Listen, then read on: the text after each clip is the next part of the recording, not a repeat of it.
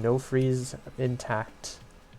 They have to play super cautiously as GPA takes the first fall of the run. So how is CoNDOR structured? Well, this is an MMR matchmaking based tournament, with the finals being a double elimination bracket for participants with the top 8 MMR by the end of the season. Anyone is welcome to join, and players can join and quit during the beginning of the weeks that the tournament is running. The hidden MMR is assigned to you based on your speedrun PB, and if you are new to the tournament, or if you have been in the tournament before and have shown significant skill in the speedrunning community. At the beginning of the week, all participants are given 2 to 3 matches depending on the number of racers, and they will be similar to your skill level. Participants may also challenge any racer of any MMR as long as both racers agree and have not challenged each other already. The races are a set of 3, not a best of 3. So every race will have 3 races. Simply put, if you win, your MMR goes up, and if you lose, it goes down. Racer MMR is split into arbitrary tiers to know where they are in relation to the other participants. The top 8 are in Crystal tier. This is where the racers are playing nearly perfectly, with each step being towards the exit or being very efficient with kills. Average times at this tier is around 6:30 to 8 minutes. And with some God Seeds, you can even see sub 6s. Dying at this level in the mid to late game is almost an automatic defeat. Racers will likely be taking similar routes, and it's a matter of who is more efficient with their build. Depending on the number of participants, the next 8 to 12 racers are in the Obsidian tier. Racers at this level are very close to Crystal tier racers, with occasional hiccups in floor traversal slowing them down, such as a lack of AoE versus a single attack high damage build. Average times in this tier is around 7 to 9 minutes, and with some God Seeds you might even see sub 6-minute times. Next, 8 to 12 are in Titanium tier. Racers in this level are very adaptable to builds, but lose time to either inefficiencies or occasionally mismapping it and going the wrong way. Dying in this tier is not guaranteed to be a loss, but racers in this level are aware of when to play slow and safe when their opponent has died. Average times in this tier are around 8 to 10 minutes, with some God Seeds, they can turn them into sub 7s. The next 8 to 12 after that are in Gold tier. Racers at this level have many different playstyles, and in general are either the turtle or the hare. What I mean by that is they could either go too fast and die, or they could go so slow that their opponents get too big of a lead to come back from. Average times in this tier is around 9 to 12 minutes, with some God Seeds going to a sub 8. Everyone else that is not in Gold are in the Blood tier. This is where people are placed if they are either new to the tournament, have no information of their skill, or they are brand new to racing. Deaths are very common, so the race is never over until somebody gets the victory screen and goes down the final stairs. The average times in this tier is 12 to 20 minutes, with some God Seeds ending into a sub 10. Or God forbid they get an unplayable seed, it can go up to 1 whole hour. Oh my god, that seed took so long for me to cast. For this reason alone, we allow racers to reseed if both players agree. Your tier placement is only relative to others in the tournament. That means even if you win a lot, you may not promote if the racers around you are also winning more, or you don't pass the person that is just above you in MMR. That also means that there is no specific threshold to promote to the next tier. For example, reaching 1500 MMR does not automatically promote you to Titanium or demote you to Gold. This is common if racers are bouncing between tiers and are sitting on the line between 2 tiers like Crystal and Obsidian. In this tournament, screen watching is allowed. This means you are allowed to watch your opponent's POV to see where you find items, pathing to the exit, upcoming bosses, and if your opponent died. The last note is helpful because it can let you know to play slow to avoid dying, or speed up if your opponent is leaving you in the dust. Therefore, racers are required to stream on Twitch for screen watching and to verify the integrity of the run, and if there is a commentator, a POV for them to talk about. By the way, I also stream this game on twitch.tv/focusingface. Since there is varying stream delay, racers will also be in a separate Discord race room to confirm if they are ready, if they are finished, or if they need to contact CoNDOR staff. Run verification is also required if both racers confirm finish very close to each other, about 5 seconds, and will require referee verification. In more recent races, when the Synchrony DLC is included, this is less required due to the fact that the racing mod also adds a real-time time in addition to in-game time. Both racers will enter the seeded race there to ensure they are running the same seed. Counting numbers is hard, so in later races with Synchrony, we can verify using the sequence of items on the screen instead. If the race begins and the racers are not in the same seed, there will be a reseed. That is the basics of the tournament. Now let's get back into the race. First seed is a glass staff seed, okay. A decent start and a map. Excuse me? This is a very nice 1-1. How generous. So I assume we're gonna see Sanga doing the same things. And there's courage. There is a courage and a glass staff and mapping. What a start. And there's regen too. Alright, let's see if GPA's got this. He has a gi. Can pick up the glass armor and no, he's keeping the glass armor. Keeping gi? Okay. Ooh, but misses out on a piece that Sanga is gonna find. Ooh, uh-oh.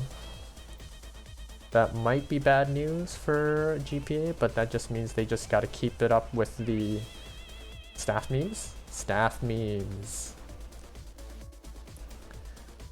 Let's see, we're gonna check a purple for freeze. What the heck? This is such a great seed. And we got transmog. Are we gonna find some money and change our armor? I assume not. We're not changing our armor. We are keeping an 8 damage glass dagger. Alright. You do you, GPA. And it looks like Sanga's gonna be doing the same thing. A lot of trapdoors for GPA too. Ooh, ooh, this is bad. This is bad. This is why you don't take glass. Alright, now they're in panic mode. They need a weapon. There's food. But now they need a weapon. Okay, freeze bomb is what I assume what GPA is going to be doing. Meanwhile, Sanga's found a blast helm somewhere. GPA found an obsidian rapier while I was looking on the other side of the screen, of course. Classic COD, missing all the fun stuff happening. Should just be freezing and is good to go. Alright, 4-3. Right as Sanga's getting into 4-1. But ooh, Sanga's on half a heart. No freeze intact. They have to play super cautiously as GPA takes the first fall of the run. But that doesn't mean it's over because Sanga is still on half a heart and they could also die at any time. Why are they pushing so hard? This is not diamond. I guess they are abusing the blast helm. Very good. Sanga, you need to slow down just a little bit. Alright, you know what? Heavy plate sounds good. No? No, no, no, no. Sanga, why? You had a blast helm. You had a blast helm. Blast helm yourself off the monkey. Alright, we got a full reset. And you thought it was a good seed. I mean, it was. 6 minutes to 4-3. That's pretty good. If only they didn't die. That's why no longer moving while being gripped by a monkey is valuable. You know, sometimes you just gotta know when to stop. We're gonna see some, yeah. We have regen, we'll make the health back. But what do we check now? Probably black to switch up your weapon. Ooh, titanium rapier is good. Now we just need to get off the thing that basically killed you in the first place.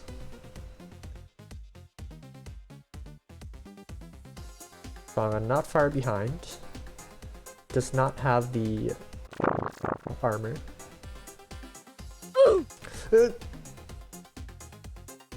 Speaking of the armor,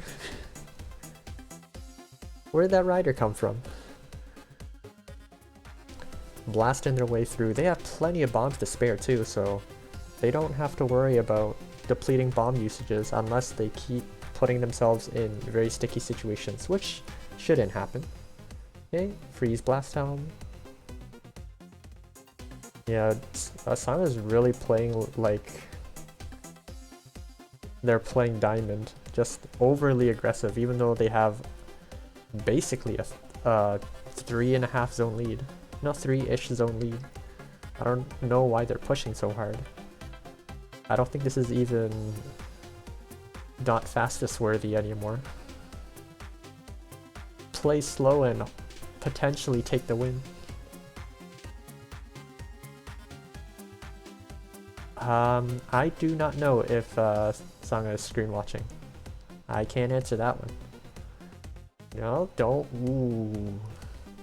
That could have been really bad for Sanga again.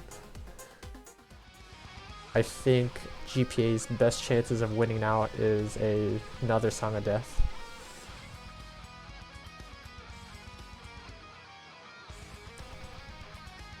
Which can definitely still happen at any time. There's no...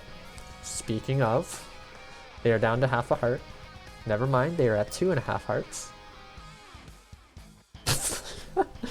Bombing the shop items, cause why not?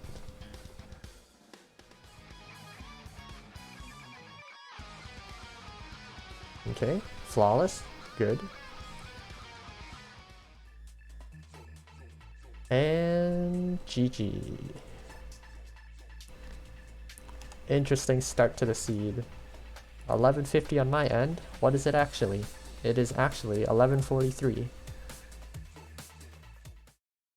Give me that loot! This is probably the bomb shop. I mean, not the bomb shop, the blood shop. With an obsidian cat in it. Ooh boy. Don't mess up a 1-2 blood shop. Death Metal 1 already has a little bit of a mob starting. And we're going to be checking purple for regen. But both racers are definitely going to need to reconsider once they get hit, because running into a swarm with no armor and 1 damage is a big no-no. Okay, slightly better armor. And just we're going to welcome the blast helm back. I do not like that exit room at all. I do not blame GPA for backing up as much as they did. Good use of blast helm. Okay, we're gonna play a little game of not killing every piece. Because you don't do that in a real chess game, so why would you do it in Deep Blues? Oh! Oh!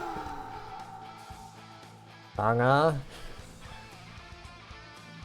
That freeze was really Really bad for Sanga though. Just one thing led to another. Regen and 4 HP and heavy glass is definitely gonna help with survivability. Sanga's on half a heart though. What happened? They probably took a lot of really bad hits. Unless they did it intentionally for a blood build. Which is definitely possible. Snowbro shenanigans for GPA. Yeah, just freeze him a couple times. There we go. You have 4 hearts of health. I think they're trying to optimize Dorian positioning. Or are we doing up-rat strats? We are doing up-rat strats. Okay. Sure.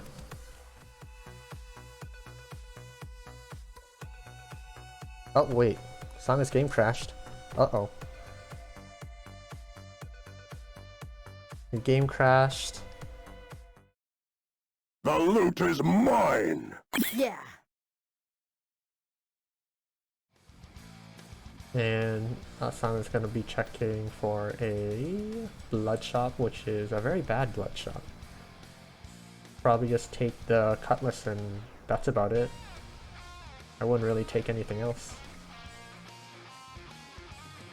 Ooh, not pickaxe blood drum though. Well, just don't do it late game. GPA killed for glass rapier and obsidian armor. Okay. Bruh. Sanga immediately regretting picking up the pickaxe by not being able to get into the secret shop. But there was an apple on the ground. They could have went back to pick up the apple. Alright. I mean, it could have been worse. They could have kept that pickaxe the whole game. That would have been bad. And Deep Blues, do we have a run down the middle? No, we have the right knight opener. But it's okay, we have shield. And we found freeze in the chest, so almost everything is forgiven. Or 6. I don't know, I don't play Spelunky, but I think it's one of those two. Yeah, might as well take the Earth Tomes on GPA side. Pause for Sanga. Oh no. We're fine-ish. We have a potion, we have a glass shard. We have cheese to make up our health. Okay, okay. GPA, what's going on? GPA? GPA?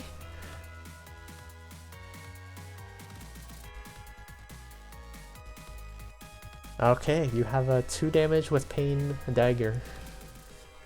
Okay, so GPA has Freeze Double Earth. Let's see if they see it. They should.